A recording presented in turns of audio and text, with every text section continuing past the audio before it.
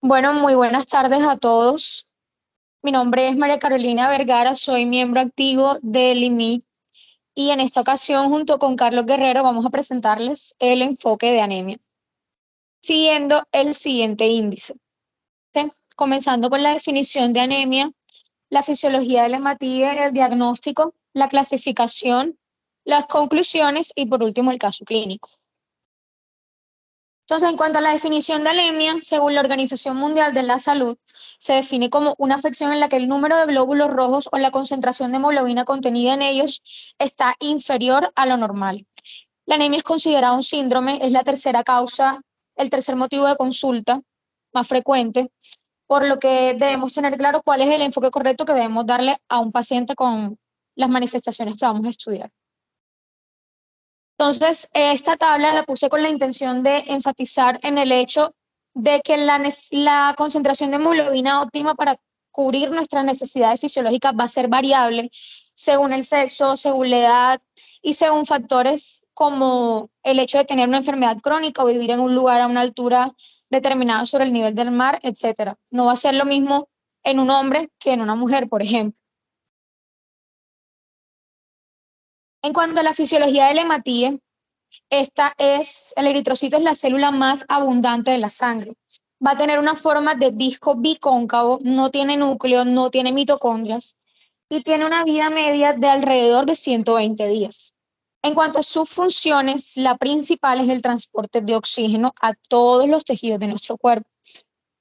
Sin embargo, también tiene la función de transportar dióxido de carbono hacia los pulmones para que este sea eliminado como un producto de desecho.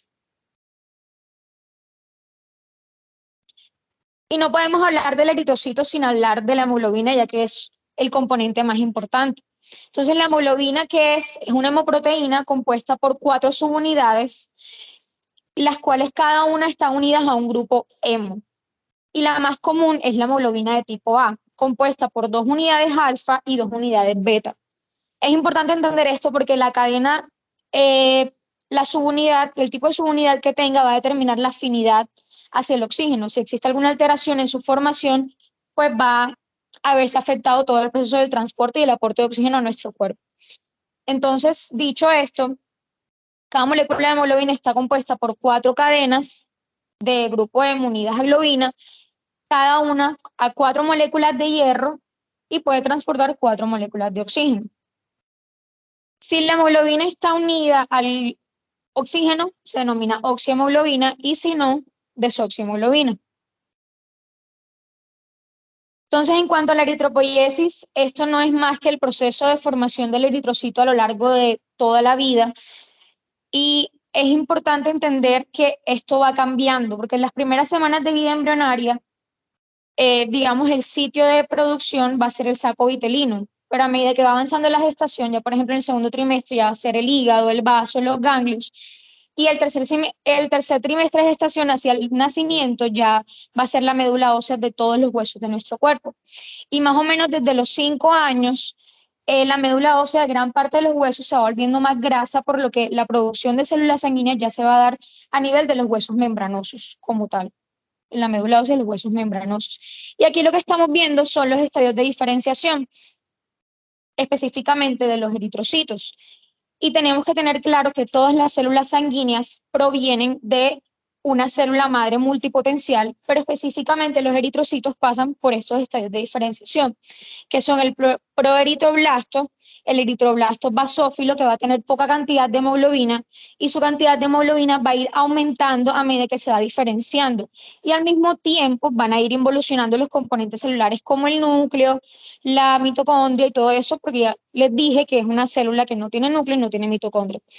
Importante enfatizar en el hecho de que el reticulocito en este estadio va a pasar de la médula ósea hacia el torrente sanguíneo. Y esto es muy significativo clínicamente porque nos va a permitir clasificar las anemias según el grado de regeneración que hay en regenerativas y arregenerativas, que como vemos es uno de los precursores de los eritrocitos. Y también nos indica que el proceso de maduración de los eritrocitos va a terminar en el torrente sanguíneo. Cuanto a la regulación de la producción, el estímulo principal va a ser la oxigenación tisular. Si disminuye el aporte de oxígeno a nuestros tejidos, ya sea por una enfermedad o cualquier otra condición, va a aumentar la producción de eritrocitos por medio de la eritropoyetina, que es la hormona encargada de esta función. Y lo que pasa es que a nivel del tejido renal, cuando existe un grado de hipoxia, se va a liberar el factor tisular inducido por hipoxia y esto va a estimular la producción de eritropoyetina, lo que va a aumentar las concentraciones de eritrocitos en nuestro cuerpo.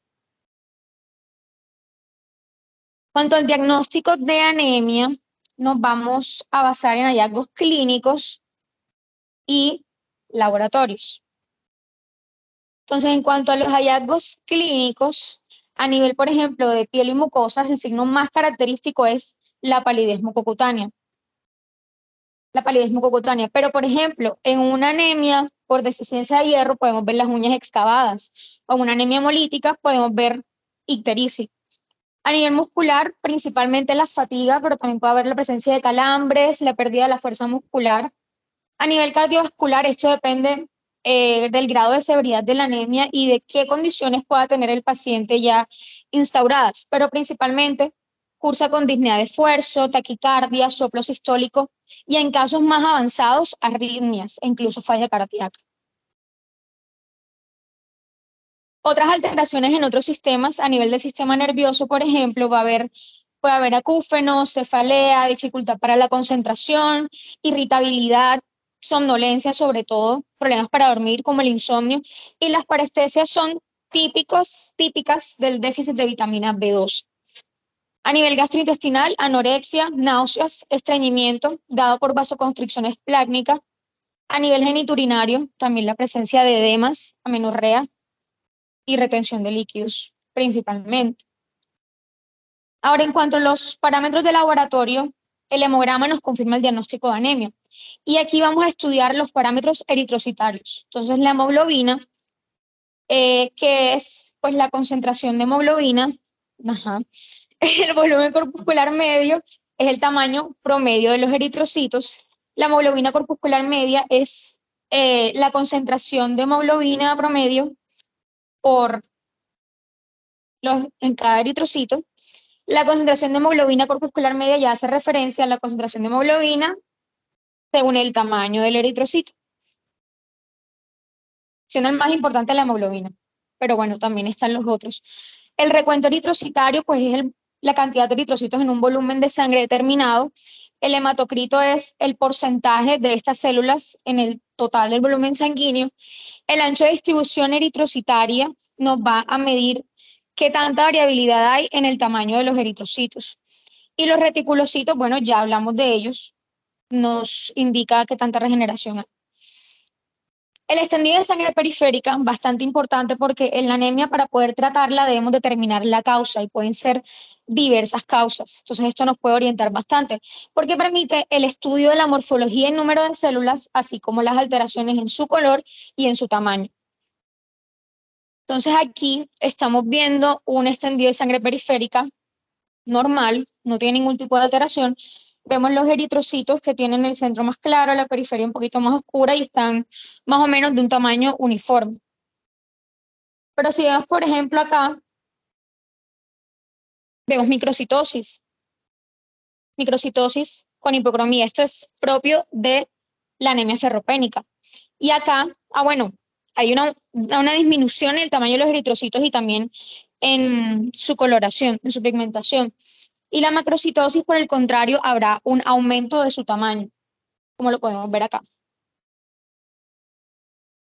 Otras alteraciones, por ejemplo, los eritroblastos. Ya yo les dije que estas células no tienen núcleo y el eritroblasto no es más que un eritrocito nucleado. Entonces esto lo vamos a ver en infiltración medular por leucemias, en anemias hemolíticas regenerativas, porque precisamente al ser un precursor pues nos da indicio de que hay regeneración, pero también infiltración medular. Los drepanocitos son los que vemos en la anemia de células falciformes. Aquí los eritrocitos van a tener una forma de media luna, como lo podemos ver. No van a ser en forma de ese disco clásicamente, sino miren, alargado, más delgado, en forma de media luna. En cuanto a los estomatocitos, vemos que estos tienen como una línea transversal y es propio de enfermedades hereditarias como la estomatocitosis hereditaria, la esferocitosis hereditaria, pero también lo podemos ver en pacientes con algún tipo de patología hepática o que consuman cierto grado de alcohol, o en alcoholismo más bien. Las células dianas vemos que tienen una zona hipercrómica central, ¿sí? El centro no es pálido como debe ser. Se ve también en ferropenia, talasemias, hepatopatías y esplenectomías, pacientes que han pasado por esplenectomía. Los esferocitos son propios de la anemia hemolítica autoinmune. Aquí vemos que estos eritrocitos son como un poco más oscuros, ¿sí? La tinción es mucho más oscura a nivel general y también son un poquito más pequeños de lo normal. Los dacriocitos, vemos, miren, tienen una forma como de lágrima, que tienen como esta prolongación articulada y son típicos de la mielofibrosis y de la anemia con infiltración medular. Los eritocitos se parecen mucho a los trepanocitos, también los podemos ver en talasemia, en ferropenia y en eritocitosis hereditaria. Vemos que son un poquito más gruesos, pero pues también tienen la forma alterada. El fenómeno de Rolleaux, no sé cómo se pronuncia, o fenómeno en pilas de moneda, es típico del mieloma y de la macroglobulinemia, también de elevación de proteínas séricas en sangre. Vemos que los eritrocitos están apilados uno sobre otro. Entonces, por eso se llama así. La anisocitosis suele presentarse con poiquilocitosis y aquí básicamente lo que vamos a ver son distintas formas, distintos tamaños. Entonces aquí podemos ver que algunos más largos, otros más redondeados, otros con prolongaciones. Y esto es típico de la beta-talasemia mayor. Y bueno, esta fotico es como un poco dinámica para que, digamos, cuando queramos repasar, tengamos como la forma un poquito más, sí, dinámica, como para entenderla, que nos quede. Listo. Le doy paso a mi compañero. Bueno, hablando ahora específicamente dentro de lo que es la clasificación, realmente una clasificación de anemia, pues hay que entenderla como, pues realmente de muchas formas, ya sea pues en cuanto a lo que son las pérdidas hemáticas, por unas pérdidas agudas o pérdidas crónicas, pero específicamente, y pues para mayor entendimiento en la práctica clínica y lo más frecuente que vamos a encontrar es una clasificación de acuerdo justamente a la morfología, que es por el volumen corpuscular medio. De acuerdo a esto, entonces vamos a dividirla en tres, unas anemias macrocíticas, microcíticas y normocíticas. Hablaremos de normocíticas cuando hay un volumen corpuscular medio de entre 80 a 100 fentolitros, los cuales lo más característico aquí es la anemia por enfermedad crónica. Podemos resaltar otro tipo de anemias como pueden ser las anemias por infiltración medular, por unos síndromes mielodiplásicos, pero lo principal es la anemia por enfermedad crónica. Hablaremos de microcítica cuando justamente se evidencie un volumen corpuscular medio por debajo de 80 fentolitros. Específicamente, aquí vamos a encontrar la anemia más frecuente en forma general y la más frecuente entre las microcíticas, que es la anemia ferropénica, anemia por déficit de hierro. También podemos encontrar otro tipo de anemias aquí que cabe resaltar, como pueden ser las hemoglobinopatías, como pueden ser una talasemia, como puede ser una depranocitosis, que pues ya se nombró en ese extendido de sangre periférico. A su vez, también dentro de las macrocíticas evidenciaremos aquellas que tengan un volumen corpuscular medio por encima de 100 fentolitros, y aquí específicamente nombraremos dos tipos, megaloblásticas y no megaloblásticas. Las megaloblásticas, que son una de las que se van a tratar hoy en esta charla, hablaremos del déficit de vitamina B12 y el déficit de vitamina B9 específicamente. Dentro de las no megaloblásticas haremos referencia pues, por algún tipo de hipotiroidismo, perdón, un alcoholismo, por ejemplo, enfermedad hepática en el paciente, pueden dar causa de esta no megaloblástica. Pasa. Bueno, dentro de las anemias microcíticas, específicamente la ferropénica, bueno, entender aquí, pues en esta etiología, las causas de esa anemia ferropénica, pues se va a resumir en estas cuatro.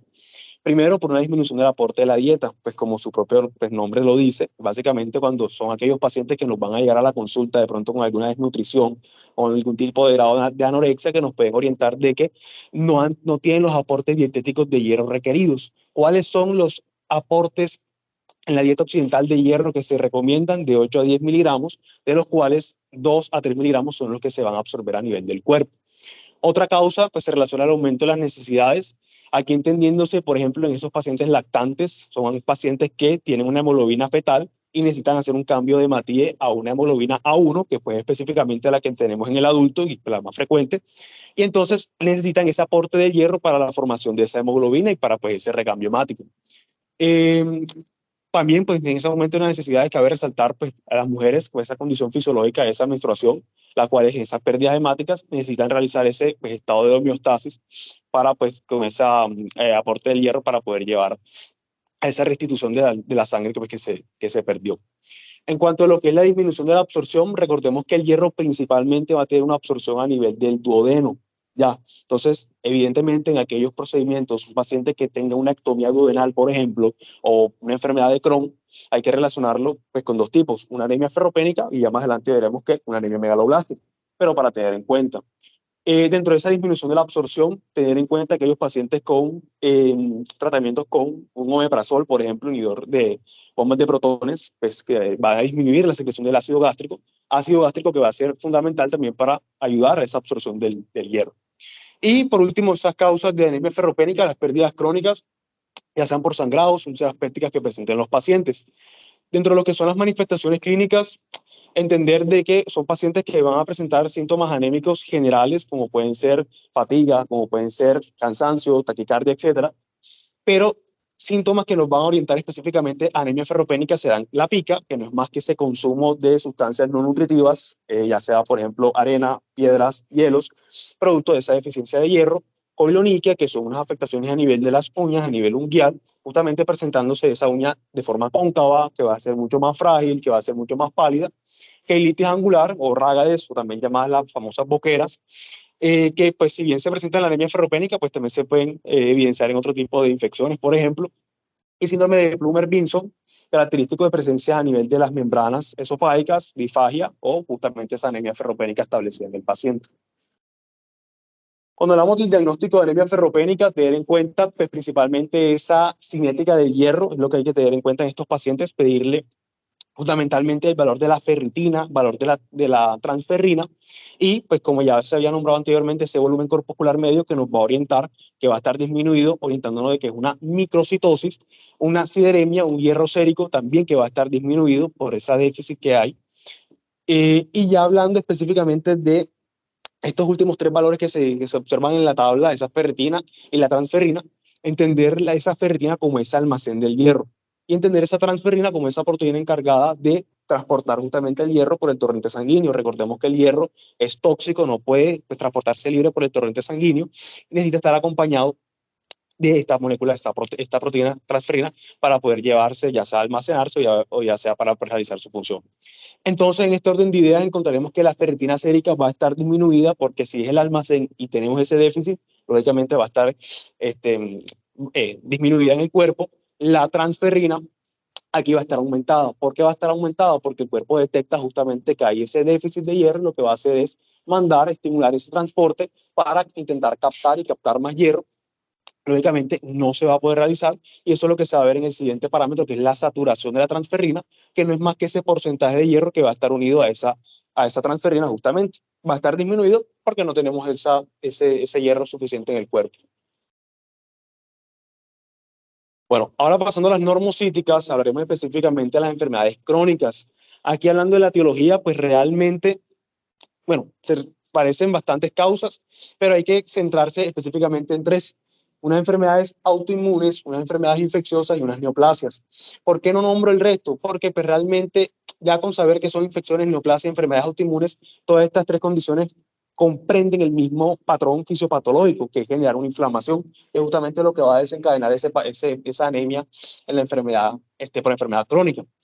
Cuando hablamos de las manifestaciones clínicas, realmente este tipo de anemia, en comparación, como les hablaba, en la ferropénica, ellas realmente van a ser más asintomáticas. Si llegan a presentar algún síntoma, se va a relacionar más que todo es a la condición del trastorno de base que se esté presentando, o sea, una hipertensión pues, mal controlada, sea algún tipo de enfermedad renal crónica, pues, algún tipo de lupus eritematoso, etc.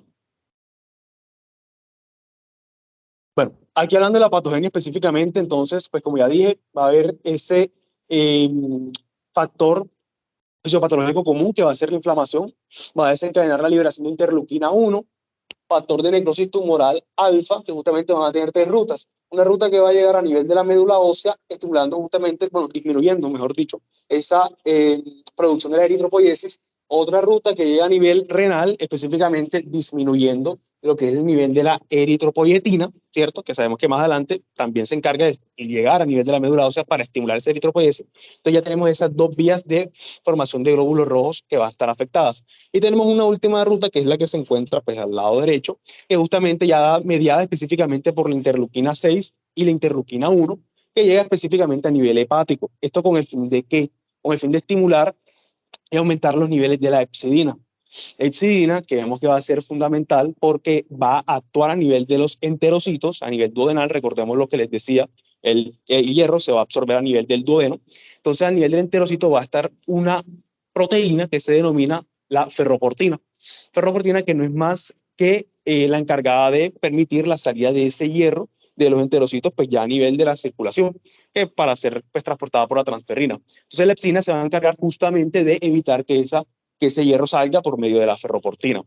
¿Por qué es importante esto? Porque, por ejemplo, si ya veíamos que una de las causas era la infección, las bacterias justamente como una fuente para alimento y para la proliferación bacteriana, usan el hierro justamente para eso. Entonces el cuerpo lo que hace es bloquear y evitar que tengan pues ese alimento y evitar un trastorno mucho peor para nuestro paciente. Bueno, ya en cuanto a lo que es el diagnóstico, lo vemos en función del volumen corpuscular medio, va a estar normal o va a estar bajo. ¿Por qué va a estar bajo? Justamente por lo que les explicaba de ese hierro que no va a estar transportándose a nivel sanguíneo. Entonces, por eso se puede ver cierto grado, algunas anemias con enfermedad crónica con cierto grado de microcitosis, pero lo más común es que sea normocítica. Dentro de lo que es la ferritina sérica, va a estar aumentada. No hay déficit de hierro, recordemos, a diferencia de la anemia ferropénica. La capacidad de fijación de la transferrina va a estar normal o va a estar baja y la saturación también se puede encontrar normal o se puede encontrar baja. Recordemos que no hay trastorno en el hierro como tal. Dentro de las anemias macrocíticas sabremos específicamente de la megaloblástica. Aquí para hablar pues, muy rápidamente y para entender realmente el por qué se le mandan ciertos laboratorios a los pacientes y por qué se ve una afectación a nivel del ADN, que eso es lo característico de este tipo de anemias, que son las por deficiencia de vitamina B9 y vitamina B12. Específicamente en el gráfico de la izquierda o la derecha, vamos a encontrar que justamente, bueno, esta molécula que es la 5-metil tetrahidrofolato, justamente va a estar a nivel de la sangre. Entonces, justamente la vitamina B9 va a ser encargada de coger ese 5-metil tetrahidrofolato y llevarla a nivel intracelular. Ya. Justamente para después que sea cogida esa 5-metil tetrahidrofolato y convertirla a una tetrahidrofolato sola. Esa vitamina B12 es la que va a realizar esta acción.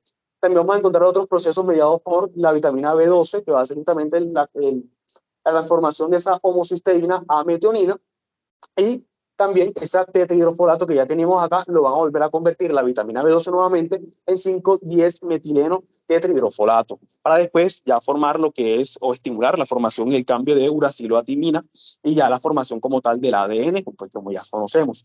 También esa vitamina B12 solamente acá en el gráfico de la izquierda, en este caso, lo que vamos a encontrar que bueno, la vitamina B12 va a actuar solamente en este proceso, transformando la metilmalonil-CoA en succinil-CoA. Ya, entonces es importante tener en cuenta esa diferencia. La vitamina B12 actúa solamente aquí y en la otra actúan las dos. Bueno, hablando específicamente de esa deficiencia por vitamina B12, encontramos pues, muchas causas, se pueden dividir en ese aporte insuficiente, ya sea pues, en pacientes vegetarianos estrictos, son los pacientes principalmente que hay que tener en cuenta para enfocarnos en este tipo de anemia por deficiencia de vitamina B12. Podemos encontrar otras causas como pueden ser la malabsorción, ya sea a nivel gástrica por una anemia perniciosa infantil tipo 1, a nivel intestinal por una anemia perniciosa infantil tipo 2, ya sea porque presenta un síndrome de Solinger-Ellison, insuficiencia pancreática, por ejemplo, o importante el déficit congénito de una transcobalamina 2. ¿Por qué la transcobalamina 2? Porque justamente este es el principal transporte que va a tener esta vitamina B12. Entonces es importante tener en cuenta que si tenemos una déficit congénito de la transcobalamina 2, por mucho que tengamos buenas cifras de esa vitamina B12, igual podemos presentar una anemia megaloblástica. Aquí dentro de lo que es la clínica, entender que, pues como ya dijimos, hay una afectación a nivel del ADN, entonces la clínica se va a ver expresada en esas zonas en las cuales justamente bueno, se vaya a realizar ese proceso de mitosis de forma pues mucho más regular, como pueden ser específicamente la lengua, como pueden ser específicamente el estómago y la médula. Entonces, en este orden de ideas vamos a encontrar que dentro de lo que es la lengua, pues una de las principales características de esta anemia por insuficiencia de vitamina B12 es la glositis atrófica de Hunter, pues como se observa en la imagen, para la absorción de la mucosa intestinal a nivel de la médula ósea. Importante que así como hay una disminución de la línea roja, también como hay una afectación del ADN, también va a haber una afectación del resto de las líneas celulares. Es decir, los pacientes van a cruzar con una trombocitopenia, con una leucopenia y con una afectación a nivel de la línea roja, como dije anteriormente, que también se va a ver disminuida, es decir, los pacientes van a debutar con una pancitopenia. Eh, También encontraremos unas alteraciones neurológicas en este déficit de vitamina B12, alteración de la mielinización, que justamente son los que van a estar rodeando esa fibra nerviosa para justamente esos impulsos nerviosos, y al tener una déficit de esta vitamina B12, esta es la explicación en la cual estos pacientes van a presentar estas afectaciones neurológicas, ya sean, por ejemplo, unas parestesias. Y a nivel del diagnóstico, pues lo podemos realizar con esa medición del ácido metilmalónico, que era lo que les mostraba en el gráfico anterior, y la medición de la homocisteína. Bueno, ya por la déficit de vitamina B9, pues aquí pues hablamos también pues de una causa ya sea en el aporte insuficiente, en esas dietas especiales, ancianos que estén malnutridos, alcoholismo, una mala absorción, síndrome de intestino delgado, como pueden ser a nivel del linfoma, gastroctomía parcial, alcoholismo, entre otros. Bueno, y ya específicamente en el diagnóstico, como les había hablado anteriormente, usamos dos, ácido metilmalónico y homocisteína total. Ese ácido metilmalónico, por ejemplo, si lo vamos a ver aumentado, como les dije, que este era el gráfico que estaba pues, en el lado derecho, que solamente a toda la vitamina B12. Si la vitamina B12 está deficiente, ese ácido metilmalónico no se va a convertir en succinil-CoA. En caso de la homocisteína, por ende, va a estar aumentado ese ácido metilmalónico. Ese homocisteína total también va a estar aumentada justamente por lo mismo. No hay una vitamina B12 la cual la vaya a convertir y vaya a formar, a seguir con la cadena bioquímica que les había nombrado. Entonces son pacientes los cuales nos van a orientar, si tenemos estos valores, los dos valores aumentados, de un déficit de vitamina B12. Por el contrario, si hablamos de un ácido metilmalónico que está normal, ¿esto de qué nos orienta? Como ese ácido metilmalónico realmente lo único que interactúa es la vitamina B12, entonces si está normal, eso quiere decir que la vitamina B12 está normal. Entonces, pues nos puede estar orientando que el paciente realmente lo que está prestando es un déficit de vitamina B9. Lo mismo con la homocisteína total. La vitamina B9 justamente actuaba en ese proceso, metiendo de nivel de la sangre, a nivel intracelular, esa metionina, 5-metionina tetrafolato para pues, ingresar a nivel intracelular, entonces también se va a ver aumentada. Y ya cuando encontramos los dos parámetros normales, hablaremos de que pues, el paciente se excluye una deficiencia por vitamina B2 o por una anemia megaloblástica. Bueno, dentro de lo que son las conclusiones, pues realmente considerar justamente la anemia como un síndrome que puede tener múltiples etiologías, como habíamos observado anteriormente, no es solamente hablar de la disminución a nivel de la línea roja, sino pues también esa mala dieta que está manejando los pacientes, por ejemplo, o que los medicamentos, inclusive cuando les hablaba del omeprazol, también se ven relacionados en esta aparición de estas anemias en los pacientes. Entonces es importante mirar al paciente como un todo. En cuanto a lo que es el diagnóstico, confirmarlo mediante un hemograma, específicamente ya si hablamos de otro tipo de anemia, ya sea por la ferropénica, una cinética de hierro. Tratamiento depende de la causa, lógicamente ya va a ser dependiendo de cada anemia que el paciente presente, si es por déficit de hierro, déficit de vitamina B12, etc. Y la anemia ferropénica es la más frecuente que vamos a encontrar en nuestro medio, tanto a nivel de microcítica como a nivel ya de forma general. Bueno, Hola, ¿cómo están? Qué pena, antes de que ingresen a la discusión del caso clínico, unos puntos claros acerca del enfoque antes de que lo puedan desarrollar. Bueno, primero felicitarlos por su charla, fue bastante completa, sin duda alguna. Creo que trajeron todos los datos más relevantes acerca de un enfoque de un paciente con anemia y que era lo crucial de esta charla y principalmente era reconocer ustedes cuando se enfrentaban en el servicio de urgencias a un paciente con anemia, cómo lo podrían enfocar, porque no solamente es hacer un diagnóstico que claramente va de la mano del nivel de hemoglobina, sino que también debe ir de la mano del tipo de anemia que el paciente va a tener para que puedan llegar a un diagnóstico. Van a reconocer que puede ser algo, entre comillas, sencillo, como una anemia de enfermedades crónicas o ferropénica, hasta poder diagnosticar perfectamente un síndrome linfoproliferativo o mielodisplásico o una leucemia que pudiera estar causando anemia en ese grupo de pacientes. Y obviamente, teniendo en cuenta que la anemia es una expresión clínica de múltiples patologías que va más allá de algo intrínsecamente nutricional hasta algo autoinmune, algo infeccioso, algo neoplásico, traumático, de hecho hasta relacionado a hipertensión, y justamente esa expresión es lo que hace importante el reconocimiento adecuado y la interpretación adecuada de todos los exámenes que tanto María Carolina y que posteriormente Carlos comentaron previamente para que puedan llegar a un diagnóstico. Entonces, volviendo a lo mismo, yo creo que lo más importante es cuando se enfrentan al paciente en un servicio de urgencias es reconocer tres situaciones. Y la primera situación es saber si el episodio que el paciente está teniendo probablemente sea un episodio agudo o secundario, es un proceso crónico, porque eso a ustedes les va a ayudar a identificar con exactitud qué es lo que está ocurriendo. Si al contrario está generándose un proceso de anemia aguda, o sea, al contrario, el paciente ya viene previamente con este proceso y hasta ahora le está generando una repercusión mayor, debido ya tal vez al grado de anemia que el paciente tiene, o porque tal vez tiene otros síntomas asociados, o porque tal vez tiene una injuria en el momento que le está generando que esa anemia esté más sintomática. Y el segundo punto claro, importante acabo de reconocer los síntomas y el tiempo de evolución, es reconocer la condición en la cual el paciente les ingresa. Si, por ejemplo, bajo el contexto clínico, si es un paciente que nada más les ingresa porque tiene una crisis hipertensiva y tiene anemia, o es un paciente que ingresa porque tiene una hemorragia, o es un paciente que ingresa porque tiene probablemente un proceso febril y tiene un proceso infeccioso asociado. Y el último, y que sin duda alguna es el que más les va a orientar, es establecer justamente el volumen corpuscular medio de esa anemia, para que puedan contextualizar de acuerdo a esos hallazgos clínicos, a ese tiempo de evolución, a esa condición clínica que ustedes evaluaron en su paciente con el examen físico juicioso que hicieron, enfocar qué opción diagnóstica de acuerdo a ese volumen de anemia van a pensar ustedes. Entonces, por ejemplo, si tienen un paciente que se instaura de manera súbita con disnea, se asocia a disnea de esfuerzo, el paciente refiere palpitaciones, refiere astenia, refiere a dinamia de manera súbita, y ustedes al examen físico lo encuentran ictérico, encuentran que el paciente tiene esplenomegalia, por ejemplo, y resulta que en los antecedentes ustedes habían visto que había tenido un cuadro gripal hace unos días.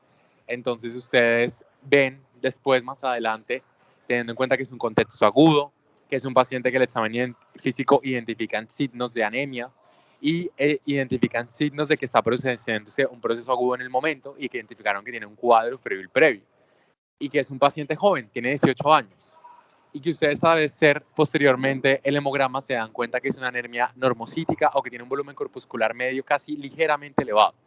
Entonces ustedes se dan cuenta que probablemente es un paciente frente a una anemia hemolítica, y entonces ahí entrar a evaluar a esa anemia hemolítica qué tipo de anemia hemolítica es, si es autoinmune, si no lo es, y si es autoinmune, qué exámenes solicitar para poder evaluarlo y así continuar el enfoque. Porque se pueden dar cuenta que tal vez ese paciente tiene una condición benigna que se llama hemólisis bifásica y que usualmente se ve por anticuerpos calientes y fríos, y el paciente por cuerpos de Anderson, y el paciente usualmente no se le da tratamiento sino que autorresuelve solo. Pero, por ejemplo, se enfrentan a un paciente mayor que tiene un sangrado uterino normal, que ya viene con un proceso crónico de astenia, dinamia, y ustedes hacen el hemograma y se dan cuenta que tiene una anemia microcítica, y cuando hacen la palpación de esa mujer, tiene una masa en el hipogastrio. Entonces, se dan cuenta que la anemia es una consecuencia de un proceso previo, como por ejemplo, tal vez un tumor del endometrio. Entonces, toda esa consigna debe darse para llegar a un diagnóstico basado en el enfoque que ustedes le dan a la anemia, ¿vale? Entonces, nuevamente felicitaciones para María Carolina y para Carlos. Y ahora sí, el caso clínico para que lo podamos desarrollar entre todos, por favor.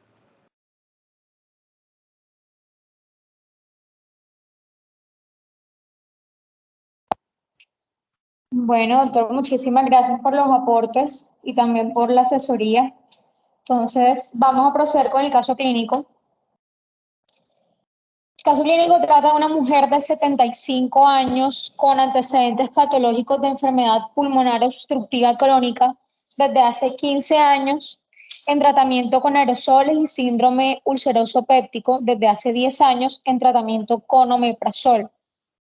La paciente refiere baja ingesta de carnes rojas y otro tipo de restricciones dietéticas. Ingresa con cuadro clínico de 2 meses de evolución caracterizado por presentar astenia, adinamia, disnea, moderados esfuerzos, cefalea, irritabilidad, disminución de la memoria a corto plazo e hiporexia. Ante la progresión del cuadro y la aparición de palpitaciones, parestesias en miembros inferiores, ictericia, dolor ulceroso en epigastrio, náuseas, vómitos y deposiciones líquidas, acude al servicio de emergencias donde se decide su internación. A la exploración física se resalta palidez mucocutánea generalizada, escleras ictéricas y lengua de papilado. En cuanto a los laboratorios, inicialmente la hemoglobina en 7.6, hematocrito 21.3%, volumen corpuscular medio de 130 femtolitros, ancho de distribución eritrocitaria de 31.9%, leucocitos en 1000, neutrófilos 450, linfocitos 550 y plaquetas 92.000. Bueno, retrocede para que los asistentes cualquiera nos diga qué opinan sobre este caso. Yo creo que la primera pregunta acá sería el primer punto, de acuerdo a las 3 preguntas que yo les dije que se hicieran. Entonces, ¿cuál es el contexto clínico de esa paciente? Piensen que es algo agudo o algo crónico, según la enfermedad actual que les están brindando.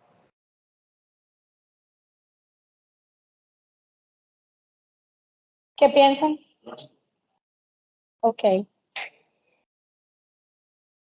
Crónico. Perfecto. Y bueno, y teniendo en cuenta que la paciente tiene unos síntomas gastrointestinales claros, que es una persona que ya tiene más de 70 años de edad, que viene consumiendo una medicación dado por un inhibidor de bomba de protones, ¿cierto? Y al examen físico encontraron qué signos que les sugiere que anemia, no les sugiere anemia, les sugiere otra condición, ¿qué encontraron?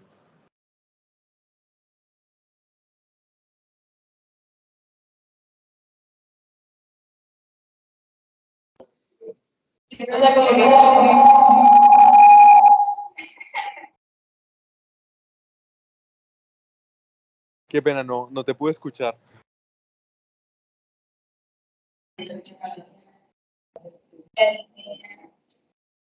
En físico se resalta la astenia, la dinamia, la disnea. Bueno, eso no es examen físico, esos son síntomas que el paciente está diciendo. Y son signos que tú puedes objetivizar, ¿cierto? Pero no son hallazgos al examen físico.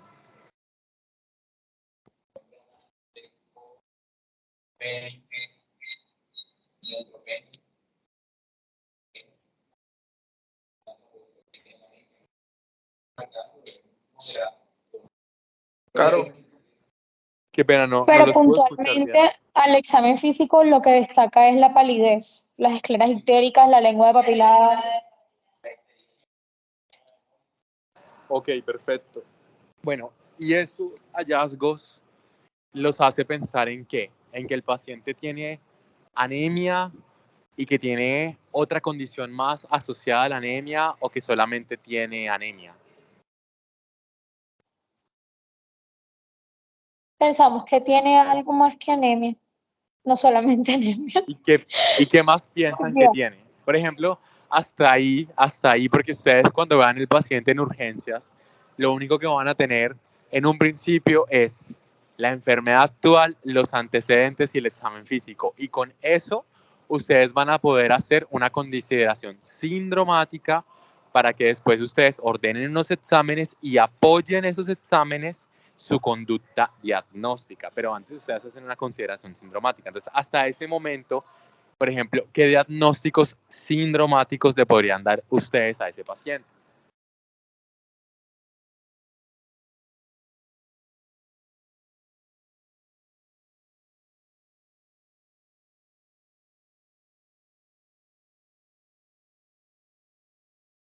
Pues luego, pues relacionándolo, pues en las... Entonces, no.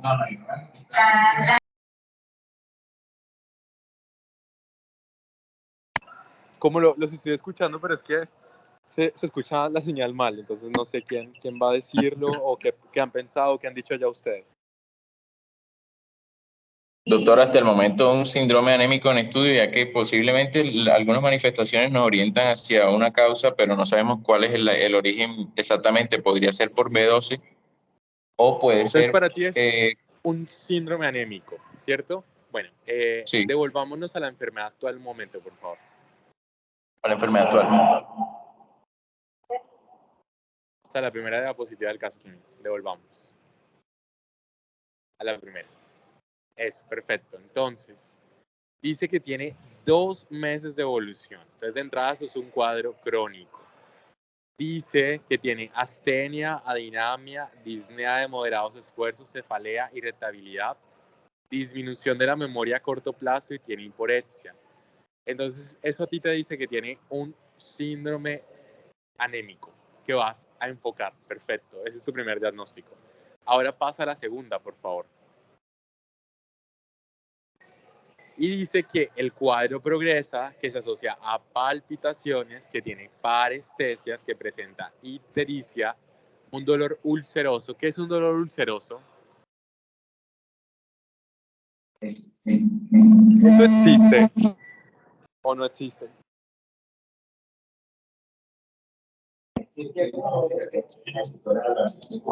El dolor ulceroso es un dolor quemante, así como dice César. Urente. Ok, Dolor urente. perfecto. Bueno, realmente es un término complicado, ¿no? Porque es muy sui generis en el sentido de que tiene una descripción bastante distinta para muchos, ¿no? Algunos lo pueden definir como quemante, otros lo pueden definir como lancinante, otros lo pueden definir como exquisito. Entonces, al finalizar es una denominación complicada, porque algunos no te van a poder decir dolor ulceroso. Entonces, digamos que ese término es ambiguo y es mejor cuando ustedes describan en su historia clínica definir con exactitud el tipo de dolor que el paciente tiene. Si lo refiere tal vez, si es quemante, entonces decir que es un dolor tipo quemante o tipo urente, que suena mucho más característico y específico a pensar en una opción a cambio de pensar en algo ulceroso.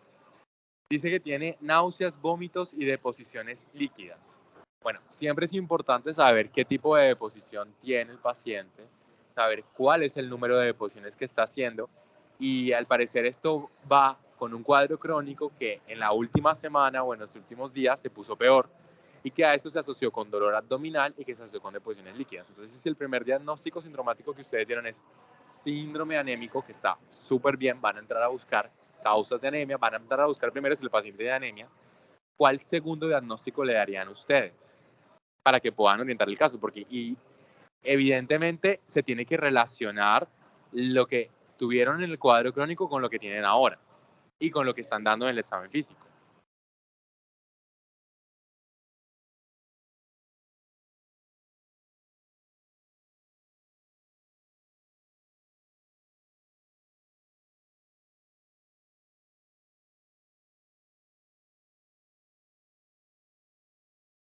¿Qué más podrían pensar? ¿O solamente creen que la anemia, según lo que ustedes acabaron de revisar, les explica la diarrea, les explica el dolor abdominal, les explica los Doctor, vómitos, les explica las náuseas, les doctor, explica eso o no? no, yo creo que también debería consignarse un segundo diagnóstico úlcera péptica. Sí, Ok, Edwin dice úlcera péptica. ¿Quién más dice otro diagnóstico?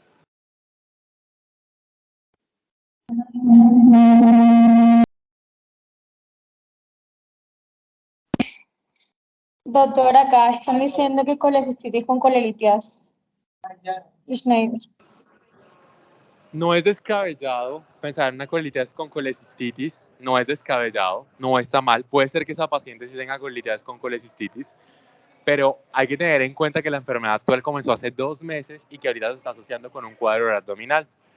Y el dolor ustedes están diciendo que es tipo urente, ¿cierto? Que eso significa ulceroso según lo que ustedes están diciendo, y es en el epigastrio. El dolor de un cólico biliar o de colitis con colecistitis usualmente no tiene esa topografía. Puede tenerla, claro que sí, no significa que no, pero no es la localización usual y tampoco son las características del dolor.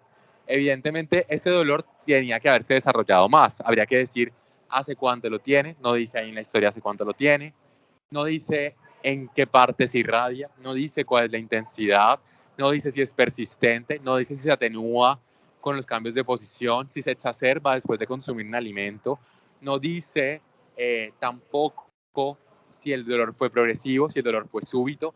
Entonces, son cosas que en una historia clínica siempre se tienen que consignar. Entonces, si eso se lo van a preguntar al grupo expositor, pregúntenselo para que ellos les vayan orientando a ustedes. ¿O creen que no es necesario saber eso?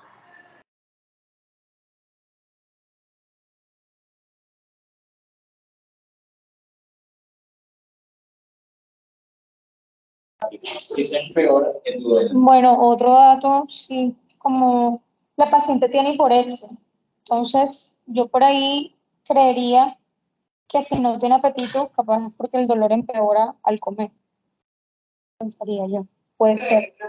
Pero hay que preguntar, No, porque pero en este contexto, tú, María Carolina, no podrías decir crees, porque nos estás trayendo el caso. Entonces, tú eres la que ya conoces el paciente, ya conoces el diagnóstico final, nos tienes que decir con certeza qué es lo que pasó, porque no puedes creer, tienes que decir con certeza, ¿no? Ok, sí. El dolor empeora después de comer. Ok, el dolor empeora después de comer. Bueno, Listo. acá Nixon tiene otro aporte, doctor. Escuchamos a Nixon. No, que hay que, o sea, algo muy importante también es que hay que tener en cuenta la clínica de las palpitaciones y no solamente relacionar, porque también muchas veces relacionamos el dolor en epigastrio con algo gastrointestinal. Y también podríamos ir asociando a que en los laboratorios mandar un electro, por ejemplo, para ver cómo está esa parte eléctrica del corazón por si nos encontramos alguna arritmia o algo que, a pesar de que las palpitaciones sean más de insuficiencia, pero, o sea, es algo que también mencionar a tener en cuenta de que no todo el dolor en epigastrio es necesariamente gastrointestinal. Bueno, perfecto. Entonces, volvamos a reconsiderarlo todo. Entonces, evidentemente es un cuadro crónico que en la última semana se aunó, o sea, se asoció a otros síntomas y que se exacerbó.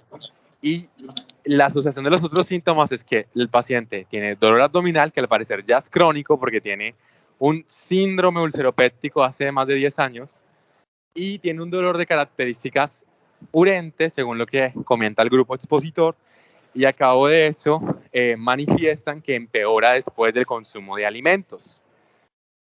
Entonces, asociado al cuadro, se adicionó la presencia de deposiciones líquidas, náuseas, vómitos, y la paciente presenta palpitaciones. Entonces, de entrada, acá el síndrome anémico, que es una muy buena presunción diagnóstica, no englobaría ni explicaría todos los síntomas que hay acá, ¿cierto? Entonces deben asociarse otros síndromes para poder explicar lo que está generando, ¿cierto? Porque la anemia no explica todo.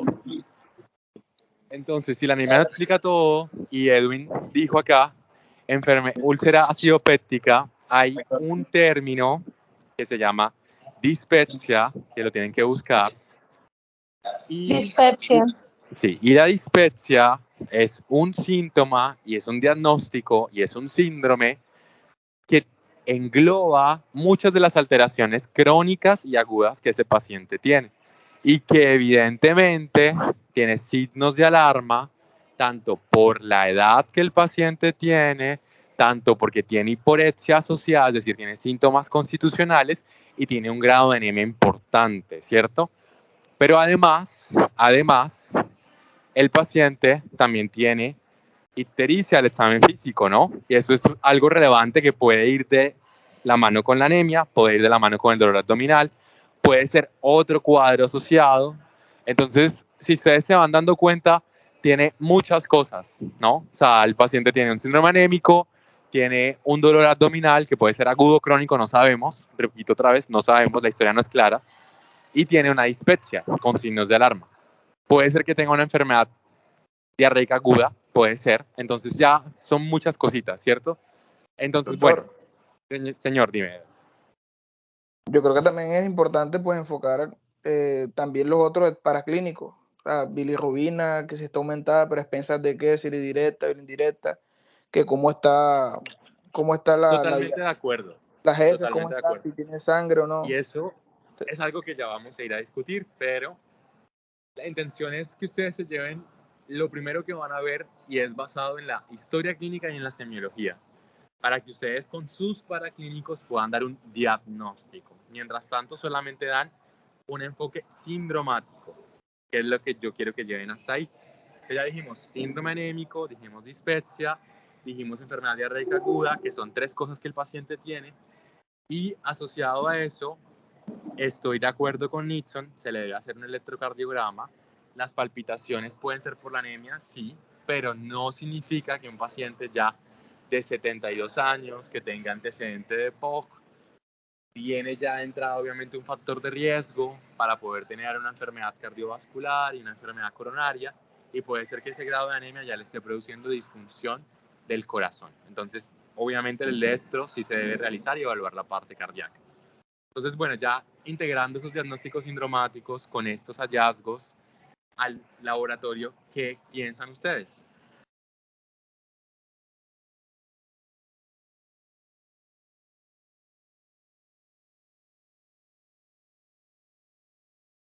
¿Creen que con esto es suficiente para hacer el diagnóstico o creen que es necesario pedir algo más? Pues realmente con el diagnóstico, pues el laboratorio, perdón, nos está enfocando que la paciente tiene una pancitopenia. Aparte también esa lengua depapilada pues, que se hablaba, que pues, hace referencia justamente a esa glositis atrófica de Hunter, que eso nos ayuda y justamente seguido también a esa ictericia que la paciente presenta nos puede enfocar al tipo de anemia que nosotros pues, pensamos que tiene. Ok, listo, perfecto. Entonces ya tu síndrome anémico dejó de ser un síndrome anémico porque ya confirmaste la anemia, ¿cierto? Y evidentemente acabo de tener anemia, tiene una pancitopenia. Tiene línea blanca reducida, línea roja reducida, línea megacariocítica reducida. Entonces ya tu primer diagnóstico va a ser una pancitopenia, ¿cierto? Pero igual sigues con la dispepsia, porque esto no te explica que el paciente tenga vómito ni diarrea, o sí te lo explica. No, doctor. Listo. Y tu paciente va a seguir con la dispepsia, y tu paciente va a seguir con el dolor epigástrico, ¿cierto? Porque eso no te lo explica. Puede ser que, al contrario, algo que está ocurriendo ahí en el estómago te esté explicando todo esto, sí, pero no la anemia o la pancitopenia te explica eso. Tal vez más bien lo que está pasando en el estómago es una causa de anemia, y la anemia es una consecuencia de lo que está sucediendo en el estómago. Entonces, por eso es que hay que interrelacionar esas dos cosas. Entonces, bueno, ya que tú dices que tiene una pancitopenia, ¿qué probables etiologías le dan? Pero sería fantástico que alguien más del grupo, y no los expositores, porque ellos ya saben el diagnóstico, nos dijeran qué etiologías le van a dar a esa pancitopenia. Doctor. Aló. Te escuchamos, Edwin. Pues doctor, pues la pancitopenia viene tardada, pues también acompañado con con los paraclínicos por una deficiencia de vitamina B2, por todas estas alteraciones gástricas, estas alteraciones que hay pues en el tejido. No se permite una buena integración del factor intrínseco con la vitamina B12 y pues una mala absorción de esto. Consecuente a esto, el volumen corpuscular medio está aumentado 130 femtolitros. Ya podemos orillarnos eso, teniendo esto que tener también un proceso de inflamación crónica. Esto puede hacer que, pues por síntesis de histidina y pues de citoquinas inflamatorias, puede ser que se desplacen todas las líneas celulares, que es lo que ocurre en la inflamación crónica, en la anemia por inflamación crónica, acompañado también pues a la anemia por déficit de B2. Entonces tú dices que tiene una anemia de enfermedades crónicas y una anemia por déficit de vitamina B12. Perfecto. Entonces, aquí de entrada hay que tener en cuenta dos cosas, ¿vale? Lo primero es, ya tiene una pancitopenia, no pueden decir de una vez que es déficit de vitamina B12. Nada más tienen una pancitopenia, que tiene una anemia macrocítica, normocrómica, grado. ¿Qué grado de la OMS es, María Carolina?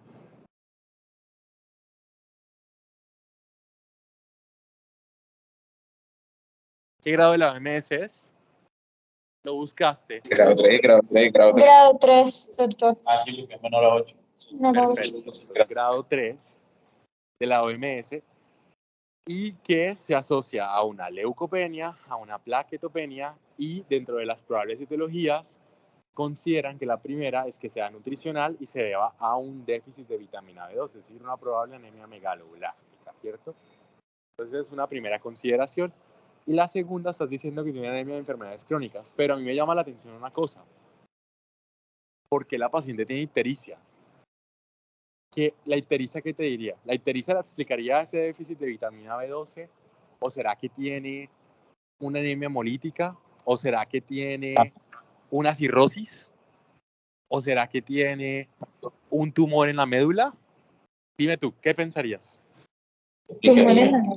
La cirrosis te explicaría Pues dentro de lo que es el déficit de vitamina B12, justamente, como hay una afectación en la formación del ADN, en esa síntesis a nivel de los eritrocitos que ya hemos hablado anteriormente en la médula, entonces justamente vamos a encontrar que a nivel medular va a haber una hemólisis intramedular y eso pues nos puede estar explicando esa ictericia que está presentando la paciente. Yo lo enfocaría más desde ese punto de vista.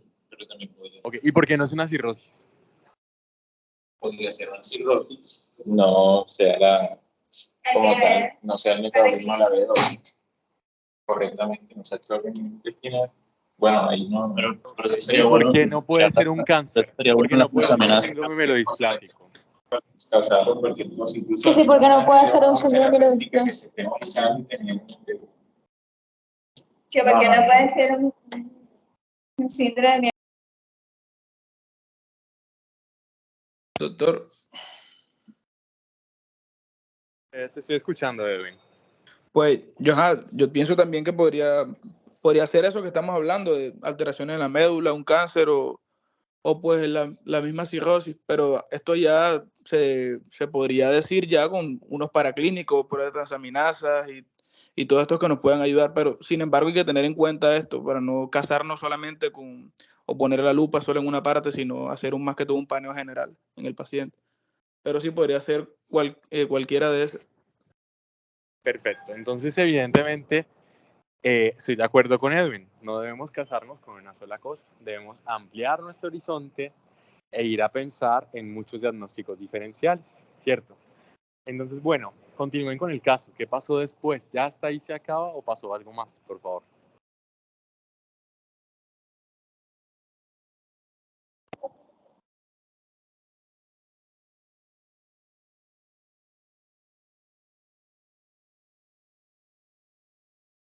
Pues, Doc, pues ya pasaríamos directamente a lo que es ya la discusión, desarrollando justamente el caso, enfocándolo pues directamente dentro de lo que es la anemia que está presentando la paciente. Se explica justamente Bueno, esta pues, anemia debido... ¿Cómo, Doc? Muéstranos entonces, por favor, los reportes de lo que tú solicitaste. Supongo que le solicitaste vitamina B12 porque fue tu sospecha, ¿no?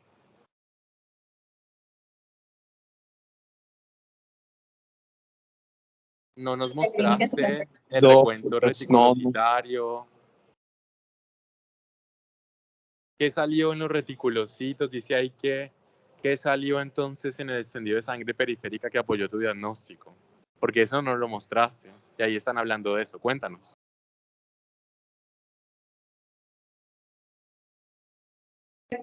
Doc, justamente pues a nivel del extendido de sangre periférica se observa la lisocitosis en este paciente. Lo que pasa es que este fue un caso clínico que realmente cogimos de una bibliografía en el que específicamente dentro de lo que es el caso clínico se decía que no se tomaban niveles ni de vitamina B12 ni de vitamina B9 en este paciente por que dentro de la clínica de la institución pues no se tenían esas pruebas. Ok, perfecto. Entonces lo que hicieron fue asumir en ese grupo. y Enfocarlo asumieron. más que todo en la clínica. Exacto. Entonces con la clínica solamente llegaron a un diagnóstico. Bueno, les pregunto una cosa a ustedes. Les pregunto a Carlos. Carlos, si fue déficit de vitamina B12, que es lo que tú nos estás diciendo, y tú le inicias el tratamiento, ¿qué esperarías ver? ¿Qué pasaría con esa vitamina B12? ¿Qué pasaría? La anemia se resuelve en 2 días, en 3 días, en 5 días. Los síntomas se van. ¿Qué se va primero? ¿Qué se va después? Cuéntanos.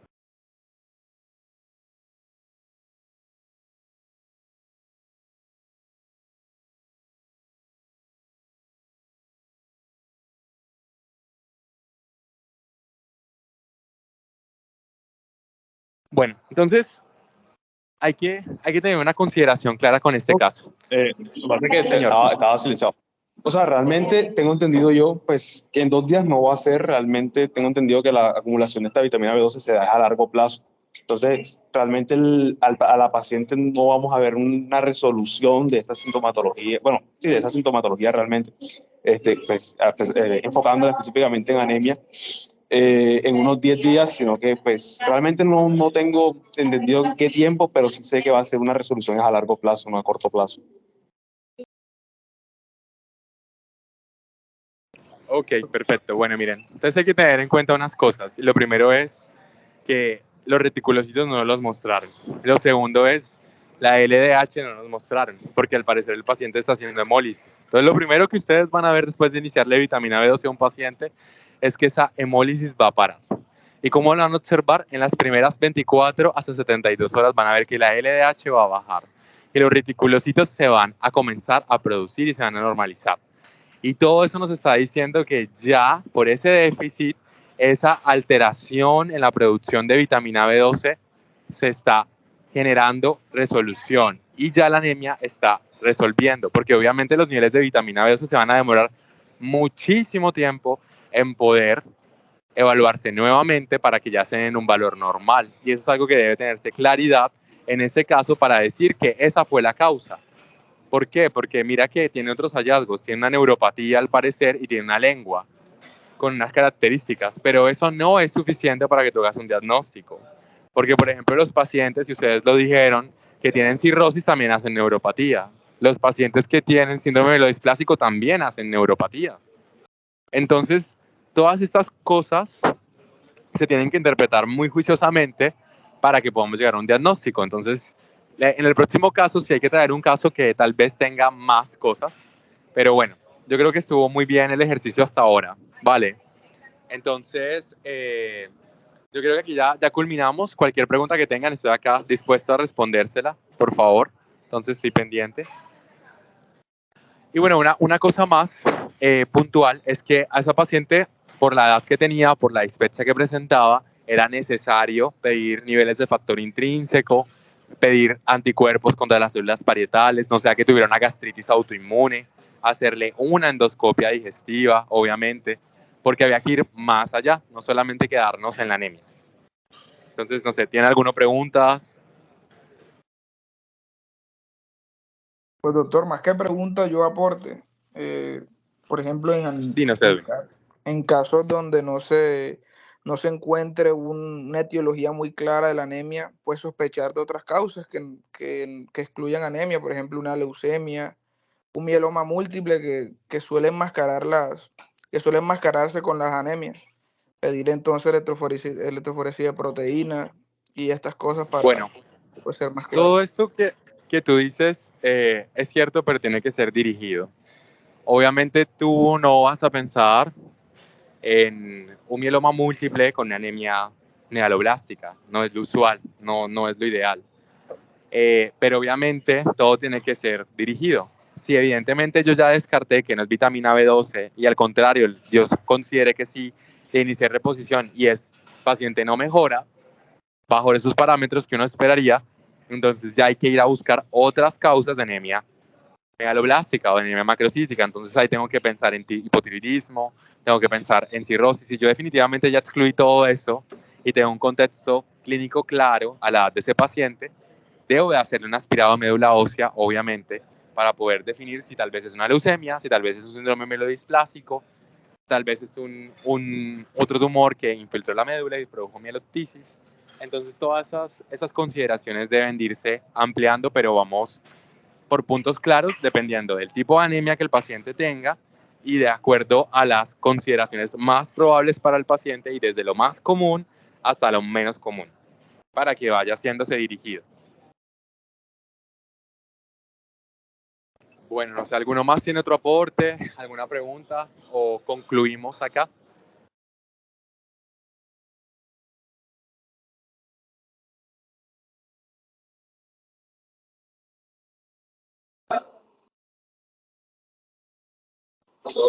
Bueno, doctora, acá en el salón me dicen que está todo claro, Sí, gracias, todo doctor. bastante bien enfocado. Perfecto, bueno, vamos a ir haciendo más ejercicios con los casos clínicos, que es la intención de llevar este enfoque. Y muy bien, de antemano muy bien, y felicitaciones a Carolina y a Carlos por su charla y a todos por la participación. Entonces nos vemos en la próxima charla, bueno. Listo, doctor, Bueno, muchísimas que estén gracias muy también bien. por Hasta todos los luego. ejercicios y aportes. Chao, que esté muy bien.